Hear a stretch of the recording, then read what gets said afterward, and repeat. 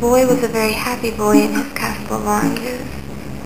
He and his family were very happy all together, but the boy was curious about the sea. He wanted to know what was on the other side of the sea. His father was a good man, but he didn't want his boy to get hurt. So he told the boy to stay inside, don't go out beyond the tower walls. Stay inside where you know it's pretty and safe. The boy obeyed, but as he got older, he wanted more and more to know the sea. And one day as he was walking through the palace, he came upon an unfamiliar passage. That's funny, he thought, because he certainly knew the palace inside and out. It was a cool, shady hallway that led down. He could feel the slope as he walked, leading down and growing dimmer, but it wasn't dark because the walls were painted in delicate gold, so they shimmered in the dim, damp dark. Dim and damp.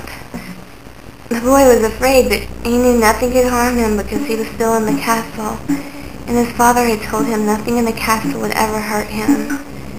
He went down, and then suddenly it was level, and he was in a huge room glowing with bright tapestries.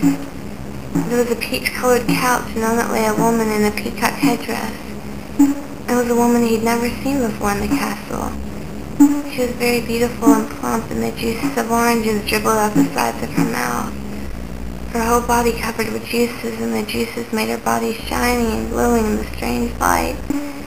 She lay as though she were in a trance, with her long eyelashes fluttering like she was dreaming. She said to him, "I lie beyond the sea," and then all of a sudden her head dipped back and she vanished. Gone, gone, without a trace. Gone. She's never coming back. Do you know what it's like to live with that? No one knows what it's like. The only one who knew me, gone. The boy found himself in his chambers without knowing how he got there. From that day on, he knew he had to escape. He wanted to find the woman with the beautiful fat hips and the shimmering headdress. He would pace the halls of the palace and didn't notice any more than nice orange smell, the fat oranges dripping with juice. One day one of his father's servants took him aside and said, "I know what you want, I can give it to you." The prince and the servants met in the boy prince's chambers. The servant gave the boy a peacock feather. It was long and delicate and said he knew something about magic. He could show the prince some magic, and the prince could roam free and still be in the castle too. There would be two princes, one free and one in the castle.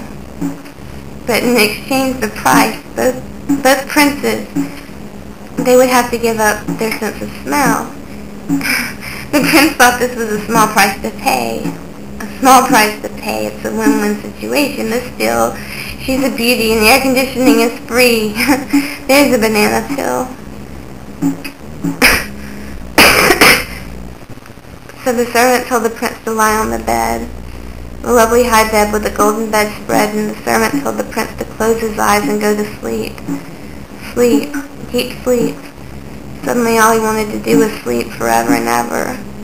He could feel the servant using the peacock feather to touch him, but he didn't want to move. He just wanted to sleep forever because he was so tired. Tired and hungry. Have you ever seen God? It was like the prince could see, even though his eyes were closed, and he could see and feel the servant lying on top of him and chanting, and the weight grew heavier and heavier, impossibly heavy, as though 1,000 servants were stacked on top of him. But all he wanted to do was sleep. He didn't want to move anymore. Have you ever seen God? I think God is a woman with a peacock headdress.